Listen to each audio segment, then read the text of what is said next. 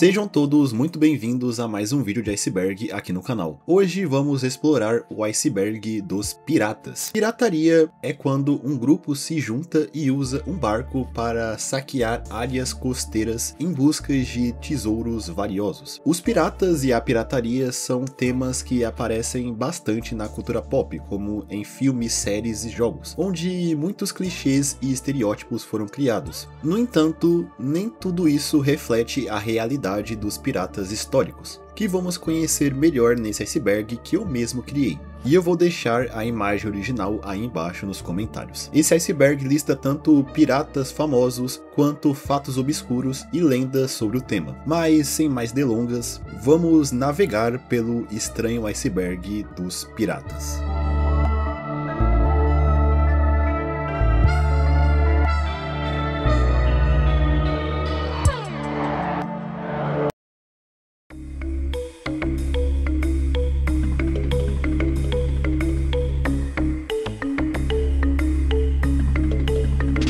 A Era de Ouro da Pirataria. A Era de Ouro da Pirataria é um período que é geralmente datado de 1650 a 1730, quando a pirataria estava em alta no mundo. Muitas figuras conhecidas surgiram nessa época, especialmente na região do Caribe, onde os piratas atacavam colônias europeias e navios mercantes, aumentando a criminalidade nas águas caribenhas. A maioria dos piratas desse período eram britânicos ou norte-americanos, mas também havia alguns franceses e holandeses. Historiadores têm opiniões diferentes sobre as datas exatas desse período. Alguns acreditam que a Era de Ouro da Pirataria durou apenas algumas décadas no início do século XVIII, quando marinheiros ingleses desempregados após a Guerra de Sucessão Espanhola se tornaram piratas no Caribe. Mas independente da visão, esse período terminou ainda no século XVIII, quando as forças britânicas, através das companhias britânicas das Índias Ocidentais, começaram a capturar e executar piratas, fechando o cerco para os criminosos. Barba Negra. Barba Negra é o nome pelo qual ficou conhecido um infame pirata inglês que atuou na Era de Ouro e é considerado um dos piratas mais famosos da história. Sua vida antes da pirataria é um mistério, mas acredita-se que ele nasceu em Bristol, na Inglaterra. Ele também usava o nome Edward Teach ou Edward Tate, embora haja a possibilidade de que este seja um nome falso. Durante a Guerra de Sucessão Espanhola, que durou de 1701 a 1714, ele poderia ter sido um corsário que, em torno de 1716, começou a atuar na pirataria. Em algum momento ele estava sob o comando de outro pirata, Benjamin Hornigold, nas Bahamas, e juntos eles capturaram um navio francês chamado La Concorde, que era um navio negreiro. Em 1718, Hornigold deixou de ser capitão, recebeu perdões reais e se tornou um caçador de piratas, enquanto Barba Negra assumiu o comando do La Concorde, renomeando o navio para Queen Anne's Revenge, nome esse que veio da Guerra da Rainha Ana, um conflito dentro da Guerra de Sucessão travado entre os franceses e os ingleses na América do Norte entre 1702 e 1713, guerra em que possivelmente Barba Negra serviu como corsário no lado inglês. O Queen's Anne Revenge também se tornou um dos navios piratas mais conhecidos da história. Como capitão, Barba Negra tinha entre 300 a 400 homens e 4 navios à sua disposição para atacar embarcações inglesas no Caribe e na costa da América do Norte. Ele era conhecido por evitar a violência desnecessária e tratava bem as tripulações dos navios capturados, confiando em sua aparência intimidadora, que incluía fósforos em seus cabelos, que criavam uma névoa de fumaça ao seu redor. Um de seus golpes mais famosos ocorreu em 1718, quando bloqueou o porto de Charleston, na Carolina do Sul, por 2 semanas, exigindo medicamentos como resgate pelos prisioneiros que mantinha, possivelmente para tratar a sífilis de alguns dos seus tripulantes. O fim de Barba Negra veio rapidamente, ainda em 1718, quando ele foi perseguido por um oficial chamado Robert Maynard, a pedido do governador da Virgínia, Alexander Spotswood. Nesse confronto, o pirata entrou em conflito direto com Maynard, levando 5 tiros e 20 golpes de espada até cair. E segundo relatos, ele foi decapitado, com sua cabeça exposta na Virgínia como um aviso a outros piratas. O Queen's Anne Revenge permaneceu desaparecido por anos, até ser redescoberto em 1996, submerso na costa da Carolina do Norte, tornando-se um sítio arqueológico submerso. Davy Jones. Acredito que essa é a 5ª vez que eu faço essa piada, mas não é esse Davy Jones que eu estou falando. Refiro-me ao Davy Jones da lenda do Davy Jones Locker, ou o armário do Davy Jones, que é uma metáfora para o fundo do mar, onde vão as almas e corpos de quem morreu navegando pelas águas. A origem do nome Davy Jones é incerta, aparecendo em contos desde o início do século XVIII. Ele é descrito como um espírito maligno, com sua primeira menção aparecendo no livro The 4 Years Voyages of Captain Rogers Roberts, atribuído ao autor Daniel Defoe em 1726, onde a figura de Davy Jones já é ligada ao fundo do mar. No conto satírico The Adventures of Peregrine Pickle, escrito em 1751 por Tobias Smollett, Davy Jones é descrito como um ser com chifres, cauda, olhos arregalados, 3 fileiras de dentes e fumaça saindo de suas narinas. Há também teorias que sugerem que Davy Jones pode ter se originado do termo Devil Jones, ou de um pirata menos conhecido que atuou no Oceano Índico nos anos de 1630. Outra história menciona um dono de pub na Inglaterra chamado Davy Jones, que embriagava seus clientes para depois vendê-los a capitães de navios, que forçavam esses clientes a trabalharem para eles. Davy Jones é uma figura recorrente na cultura pop, sendo um personagem na franquia Piratas do Caribe e atualmente tendo um papel de destaque em One Piece, especialmente aí nos últimos capítulos. Até eu mesmo já usei a lenda do Davy Jones em um livro que eu escrevi, que teremos mais informações sobre ele em breve, então fiquem ligados.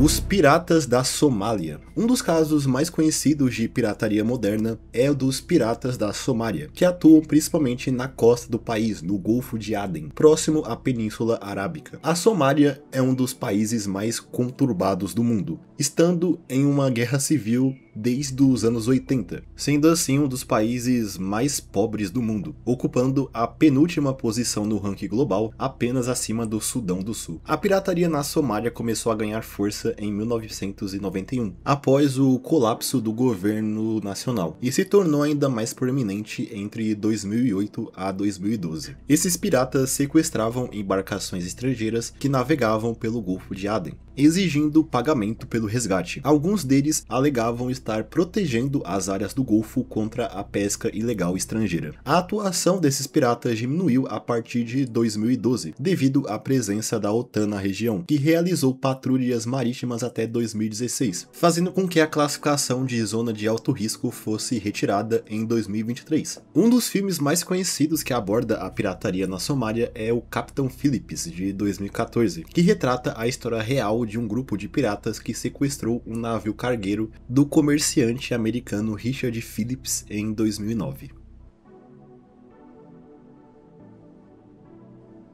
Piratas mulheres. Durante a Era de Ouro da pirataria e até mesmo antes, bem antes, algumas mulheres se destacaram como piratas. As mais conhecidas provavelmente são Anne Bonny e Mary Read. Assim como muitos piratas da época, suas histórias são um mistério. Anne Bonny pode ter nascido na Irlanda com o nome de batismo Enna Cormac, enquanto Mary Read era inglesa. Ambas serviram o capitão John Rackham, também conhecido como Calico Jack, que operava nas Bahamas e na Jamaica. Mary Read, inclusive quando mais nova, costumava se vestir como um garoto para conseguir trabalho. Ela inclusive disfarçada em algum momento até serviu o exército da Inglaterra, fazendo ela se mudar para o Caribe. Bonny também costumava se vestir como homem e, junto com a tripulação de Calico Jack, atacava embarcações das Índias Ocidentais. Bonny também se tornou a amante do seu capitão. Em novembro de 1720, enquanto o navio de Calico Jack passava próximo à ilha da Jamaica, ele sofreu um ataque de uma embarcação liderada pelo corsário Jonathan Barnett, que havia sido enviado pelo governador da Jamaica, o Nicholas Lawless. A tripulação de Jack foi capturada e todos os seus membros foram executados, exceto Annie Bonny e Mary Read, que estavam grávidas. Sabe-se que Mary Read permaneceu presa até 1721, quando morreu de febre na prisão. Já Annie Bonny foi liberada e seu destino permanece incerto até hoje. Mas elas não foram as únicas piratas mulheres na história. Houve também a Saída Al-Hura, que nasceu entre 1491 e 1495, no atual Marrocos. Ela se casou com o governante de Tetuão, que também está em território marroquino, perto do Estreito de Gibraltar. Após a morte do marido, Saída, pela sua experiência, tornou-se a governante de Tetuão, recebendo o título de Al-Hurra, que era dado a mulheres no mundo árabe em posições de governo. Ela, inclusive, foi a última a ter esse título. Em 1541, ela se casou novamente com o sultão marroquino Ahmed al-Altassi, da dinastia Ouattasi. Mesmo se casando, ela não perdeu o governo de Teutão. Saída era de uma família nobre muçulmana expulsa da Península Ibérica durante a Reconquista. Como governante, ela lutou contra a expansão espanhola e portuguesa no Marrocos, utilizando piratas para atacar a costa espanhola e obter recursos. Ela sonhava em retomar a Península Ibérica dos cristãos e restabelecer o controle muçulmano na região. Ela governou Tetuão por cerca de 30 anos, até ser deposta por seu genro, Muhammad al-Hassan al-Madri, passando o resto de seus dias dedicado à religião na sua cidade natal, seu chão, onde faleceu entre 1552 e 1562. Também temos a pirata chinesa Zhang Weisao, considerada a pirata mais poderosa da história, contando até os piratas masculinos. Ela nasceu como Ti Wang, em Guangdong, com ela trabalhando inicialmente como uma prostituta. Posteriormente, ela se casou com um grande pirata chinês chamado Zhang Yi, em 1801, e após a morte de seu marido, em 1807, Zhang Yisao se tornou a comandante da frota de seu marido, com ela então ficando à frente de 300 a 400 juncos, um tipo de embarcação chinesa, e comandando em torno de 40 mil homens. Sim, 40 mil homens. China e seus números absurdos, nada de novo. Ela também se casou com um filho adotivo de seu marido, Zheng Bao. Ao subir como capitã, Zheng Yisao criou diversas regras que asseguravam a disciplina de sua frota, punindo quem se acovardava ou desobedecia suas ordens. A frota de Zheng Yi entrou em conflito contra forças britânicas e portuguesas, além de forças da dinastia Qing, que governava a China na época, com ela conseguindo controlar praticamente todo o comércio de sal da região, com ela demandando impostos de navios mercantes que atravessavam as áreas sob seu controle. Foi necessário a união dos britânicos e portugueses com Qing para que sua frota fosse derrotada em 1810. Após isso, Zheng Yisao entrou em um acordo com a dinastia que perdoou ela e seus homens pelos seus crimes e fez ela ganhar uma pensão generosa para se aposentar da pirataria. Após isso, ela voltou para a sua cidade natal e veio a falecer pacificamente em 1844, com seus 68 anos. Roque Brasiliano. Roque Brasiliano é um pirata até que conhecido por aqui, já que ele teoricamente foi um pirata brasileiro. Na verdade, Roque Brasiliano nasceu em Groningen, na Holanda, em 1630, com o seu nome de nascença exato sendo desconhecido, mesmo alguns acreditando que o seu nome era Gerrit Garrison. Ele chegou ao Nordeste brasileiro ainda jovem, acompanhando seus pais, em uma época que a região era controlada pelos holandeses, crescendo no atual estado de Pernambuco. Ele atuou como um corsário do governo holandês na Bahia, atacando navios estrangeiros até que os portugueses reconquistaram a região. Depois disso, ele se tornou um bucaneiro, um tipo de pirata que atacava principalmente colônias e navios espanhóis, estabelecendo-se em Port Royal, na Jamaica. O que sabemos sobre sua vida foi retratado nos escritos do francês Alexandre Exquemelin, que descreveu Roque Brasiliano como um homem beberrão e cruel, que torturava seus prisioneiros. Ele costumava atirar em quem se recusasse a beber com ele e queimou vivo 2 agricultores espanhóis que não entregaram seus porcos. Roque Brasiliano atuou ao lado de lendas da pirataria, como Henry Henry Avery e François Lolonet. Eventualmente ele foi capturado e enviado à Espanha, mas conseguiu escapar e voltou à pirataria. Contudo, em 1671, ele, seu barco e sua tripulação simplesmente desapareceram, e seu paradeiro até hoje é um mistério.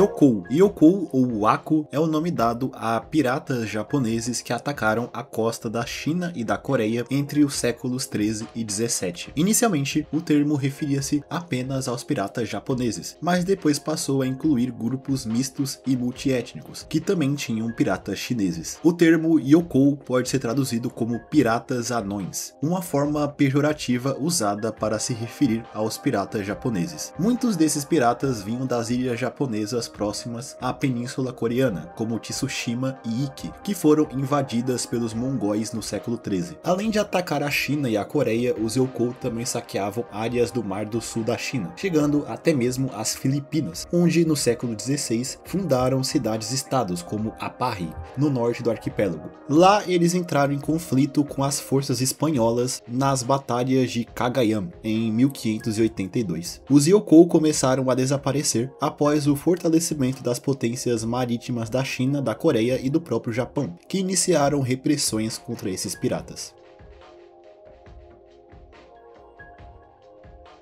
Black Caesar. Esse é o nome pelo qual ficou conhecido um pirata africano que viveu durante a Era de Ouro da pirataria e serviu diretamente ao Barba Negra no convés do Queen's Revenge. De fato, existe um homem africano conhecido como Caesar que serviu ao Barba Negra e inclusive sobreviveu após a morte de seu capitão, sendo capturado e julgado em 1718, mas seu destino é incerto. Algumas fontes afirmam que ele foi executado, enquanto outras dizem que ele foi absolvido e se tornou um escravo. No entanto, Black Caesar é também considerado uma figura lendária, com histórias dizendo que suas origens estão na África Ocidental, onde ele era um chefe tribal que foi capturado por comerciantes de escravos. Durante a viagem no navio de seus captores, ele fez amizade com seu capitão, que era o único que lhe dava comida e o ajudou a escapar quando o navio enfrentou um furacão na Flórida. Os dois foram os únicos sobreviventes desse naufrágio. Após isso, começaram a praticar pirataria, se passando por marinheiros naufragados e roubando embarcações que ofereciam ajuda. Depois de se tornar pirata, Black Caesar começou a aterrorizar a região das Florida Keys, acumulando tesouros que ele e o capitão enterraram em uma ilha chamada Elliott Keys. Em algum momento, os dois se desentenderam quando o capitão se apossou de uma mulher que Caesar havia capturado em um dos saques. Eles brigaram por essa mulher e Caesar acabou matando o capitão e tomando a mulher para si. Na lenda diz que Black Caesar tinha um harém na ilha, com cerca de 100 mulheres, e construiu um campo de prisioneiros ali. Tudo isso antes de se juntar à tripulação do Barba Negra. Toda essa origem e atuação nas Florida Keys não são confirmadas historicamente, e sua lenda está ligada a um ex-tripulante do Teach chamado Caesar, sobre o qual pouco se sabe.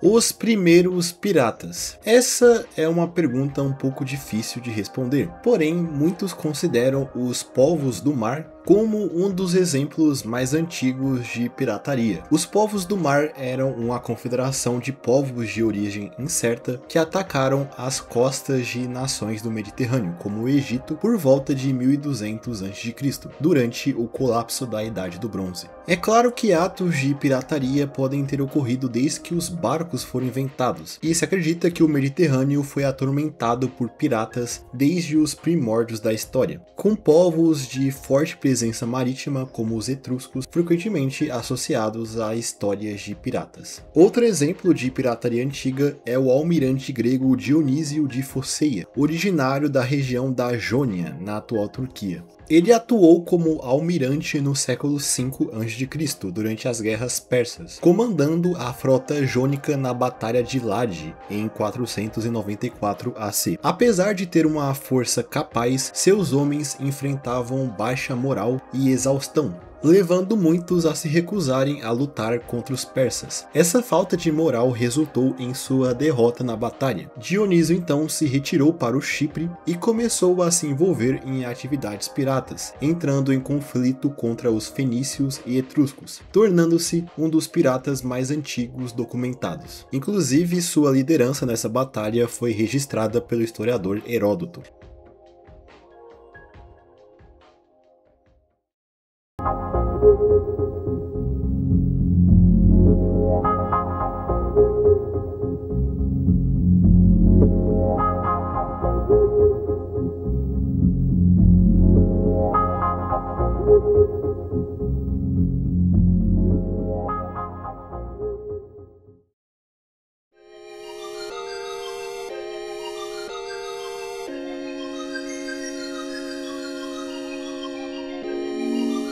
Libertária. Libertária seria uma hipotética colônia de piratas que, segundo relatos, teria se estabelecido no século XVII na ilha de Madagascar. Essa ilha é citada apenas na obra A General History of the Pirates, e muitos historiadores questionam a veracidade da existência dessa colônia pirata. De acordo com a descrição contida nesse livro, Libertária teria sido criada por um pirata conhecido como James Mission, que transformou essa colônia em uma utopia, um espaço onde todos eram livres, independente de origem, raça ou crença. É dito que Libertária era regido por uma democracia direta, permitindo que seus habitantes elaborassem suas próprias leis. Também foi criada uma língua própria para a colônia. O capitão James Mission, supostamente um francês, assumiu a liderança dessa colônia. Essa sociedade buscava ser uma alternativa aos regimes autoritários da época, almejando justiça, liberdade e igualdade para todos. O lema de Libertária era por Deus e pela liberdade, e sua bandeira era completamente branca. Não há evidências históricas que confirmem a existência de Libertária, sendo considerada por muitos como uma utopia fictícia.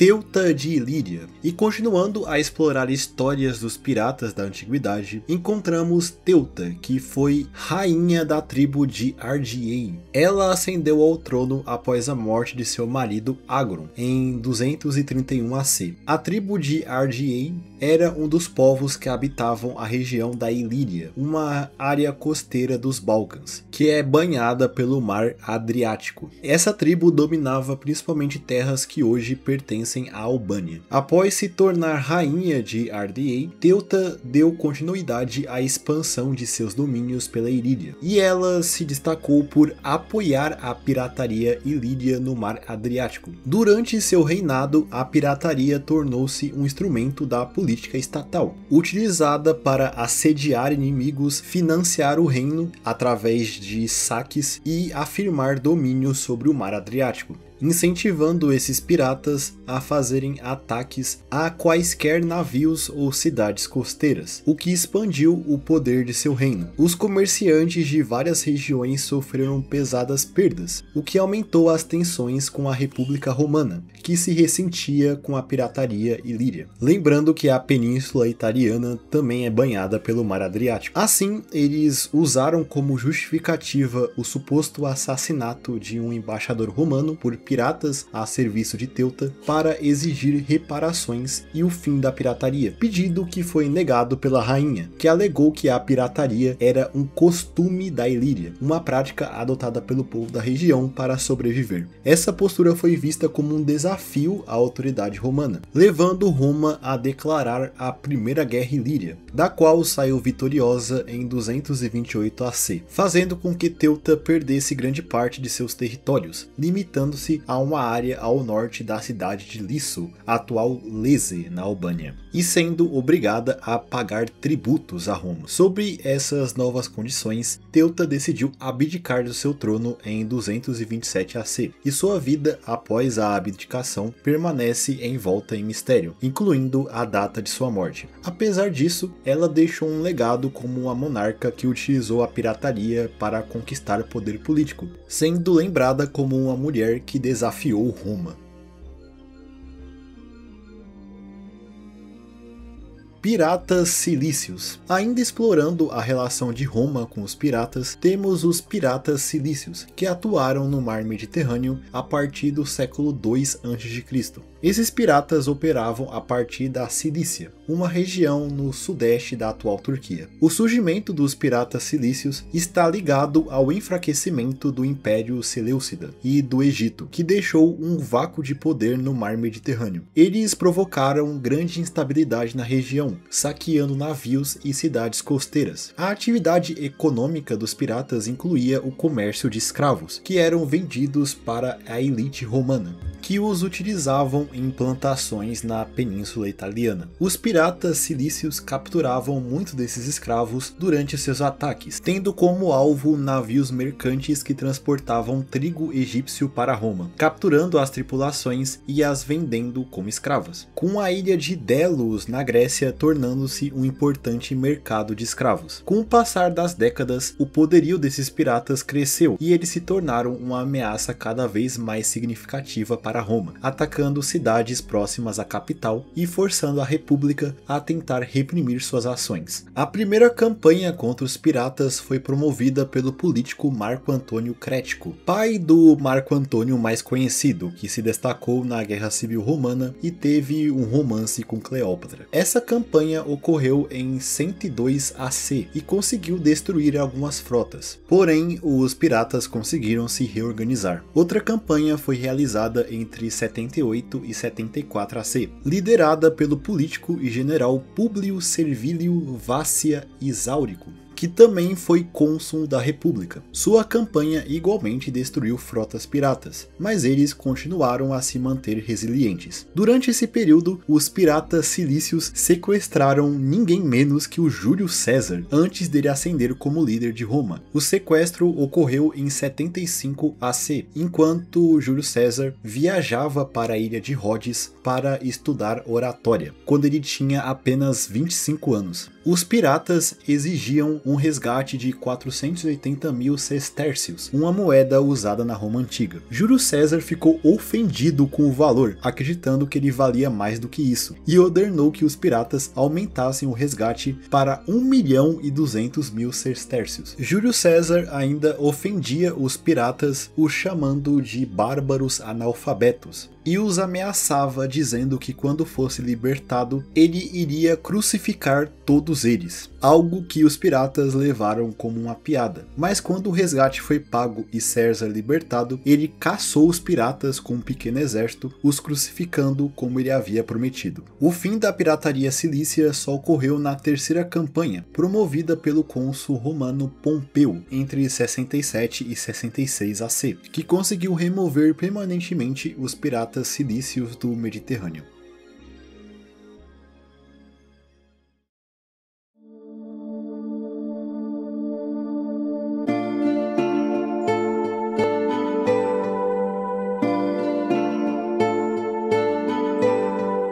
Hamá ibn Jabir al-Jahami. Esse é o nome de um pirata árabe que viveu entre o século XVIII e XIX e atuou principalmente no Golfo Pérsico. Hamá ibn Jabir foi descrito por um autor inglês chamado James Silk Buckham como o pirata mais bem-sucedido e mais tolerado que uma vez já infestou algum mar. Hamá nasceu na região de Grani, atualmente o país Kuwait, e liderava uma tribo árabe local. Inicialmente ele se envolveu em negócios como a venda de cavalos, e com o dinheiro obtido, adquiriu um barco e começou a navegar pelo Golfo Pérsico, com cerca de 2.000 homens, muitos deles escravos africanos. Ele atacava e saqueava embarcações que navegavam pelo Golfo, tendo como o principal adversário a família Al-Khalifa, que é a família que governa até hoje o país Bahrein, com Hamá formando diversas alianças temporárias com outras famílias reais e potências da península, como os sauditas, os omanitas, que estavam emergindo na época, e até os persas e os britânicos. os britânicos e outras potências reconheciam sua autonomia e influência, tratando-o com diplomacia e concedendo-lhe audiências, apesar de sua reputação. O autor James Silk Buckham teve a oportunidade de ver o pirata pessoalmente, e ele o descreveu como um homem marcado por cicatrizes de ferimentos causados por balas e cortes de sabres. Uma característica notável de Hamai bin Jabir é que ele foi um dos poucos piratas históricos e o único que eu encontrei que realmente usou um tapa-olho, um elemento frequentemente associado a piratas na ficção, mas que é raramente observado na história. Hamá começou a usar um tapa-olho após perder um dos seus olhos em uma batalha. O pirata faleceu em outubro de 1826, em um embate naval contra as forças da família Al-Khalifa. Seu navio foi interceptado pelo sheik Ahmed bin Salman Al-Khalifa, que aparentemente era o sobrinho de Hamá, que buscava recuperar bens que ele havia roubado. Durante o confronto, os dois se envolveram em um duelo de espadas, mesmo que Hamá estivesse praticamente cego por conta de cataratas. Quando percebeu que sua morte era iminente, Hamá agarrou seu filho de 8 anos, correu para a cozinha de seu navio e incendiou os barris de pólvora armazenados lá, provocando a explosão do navio que resultou na morte dele, de seu filho e de muitos que lutavam de ambos os lados do combate, incluindo membros de sua própria tripulação.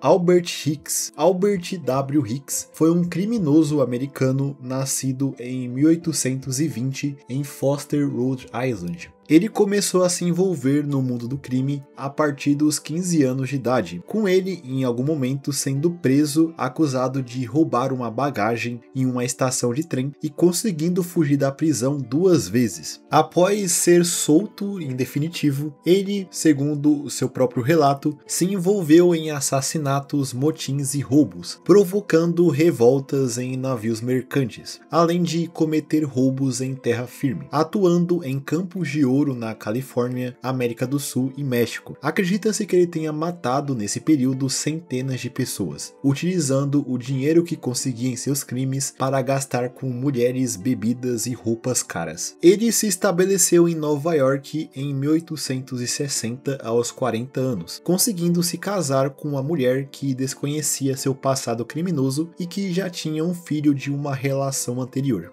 Mesmo assim, ele continuou mergulhado no crime para sustentar essa nova família. Nessa época, ele foi contratado para fazer parte da tripulação de um barco à vela chamado A.E. Johnson, que era utilizado no comércio de ostras, o que significava que havia uma quantia significativa de dinheiro a bordo que seria usada para comprar as ostras. Logo, esse dinheiro chamou a atenção de Albert Hicks, que elaborou um plano para poder roubar esse dinheiro. Durante a noite, enquanto o barco navegava próximo à ilha de Staten Island, ainda em Nova York, Hicks pegou um machado e assassinou os outros 3 tripulantes do navio, os irmãos Oliver e Smith Wilkes e o capitão da embarcação, o George H. Bird. Após cometer os assassinatos, ele saqueou o navio, pegando pertences desses tripulantes e levando os $230 que estavam na cabine, e decidiu afundar a embarcação para eliminar as evidências dos seus crimes. Ele então voltou à terra firme na ilha de Staten e começou a gastar o dinheiro roubado em bares, acreditando que nunca seria pego. Contudo, os destroços do A.E. Johnson foram encontrados pela guarda costeira no dia seguinte, que iniciou uma busca pelo responsável pelo naufrágio e pela morte dos tripulantes, interrogando testemunhas que haviam visto Hicks na noite anterior, rapidamente chegando na conclusão que ele era o culpado. Com isso, Hicks percebeu que estava sendo procurado através dos jornais e fugiu com sua esposa e o filho dela de Nova York, indo para Providence, em Rhode Island. Mesmo assim, a polícia conseguiu localizá-lo e o prendeu, encontrando entre seus pertences um relógio que pertencia ao capitão George Bird, o ligando diretamente ao crime. Com isso, ele foi condenado e executado por pirataria ainda em 1860, na ilha de Bedloe, em Nova York, que hoje é conhecida como a Ilha da Liberdade, onde está situada a Estátua da Liberdade, que seria instalada na ilha mais de 20 anos após a execução de Albert Hicks, considerado a última pessoa a ser executada por pirataria nos Estados Unidos. Sua execução foi um grande evento, com mais de 10 mil pessoas assistindo. Após sua morte, seu corpo foi roubado, possivelmente para ser vendido a estudantes de medicina da Universidade de Colômbia.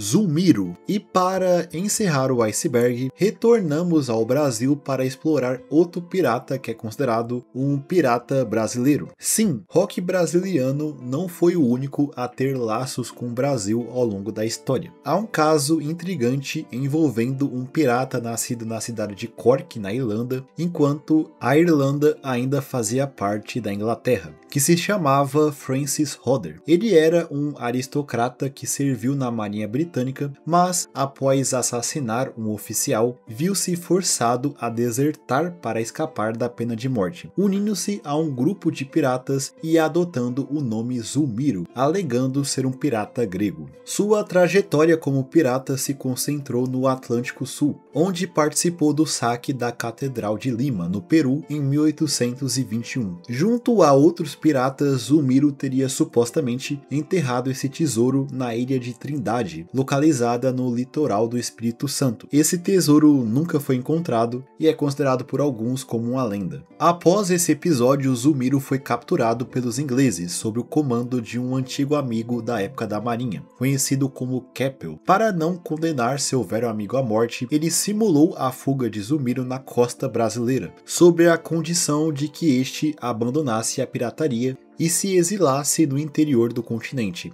Zulmiro então viajou por 9 dias adentro do território brasileiro até chegar à cidade de Curitiba. Sim, Curitiba, que na época era apenas uma vila com menos de 3 mil habitantes. Ao chegar, ele se estabeleceu na vila, mudando seu nome para João Francisco Inglês, com inglês escrito com Z em vez de S. Entretanto, ele ficou popularmente conhecido na região como Velho do Mato, com os habitantes locais não tendo ideia do seu passado como pirata. Ele se casou com uma ex-escrava e teve 4 filhos, vindo a falecer em 1889 aos 91 anos. Por muito tempo, a história de que um pirata viveu em Curitiba foi tratada como uma lenda. No entanto, em 2018, um estudo realizado pelo arqueólogo Marcos Juliano Offenbock comprovou a existência de Francis Hodder, ou Zulmiro, desvendando toda essa narrativa que eu acabei de compartilhar. E pelo visto, existem hoje descendentes de Zulmiro, que residem no município de Campo Mourão, no Paraná.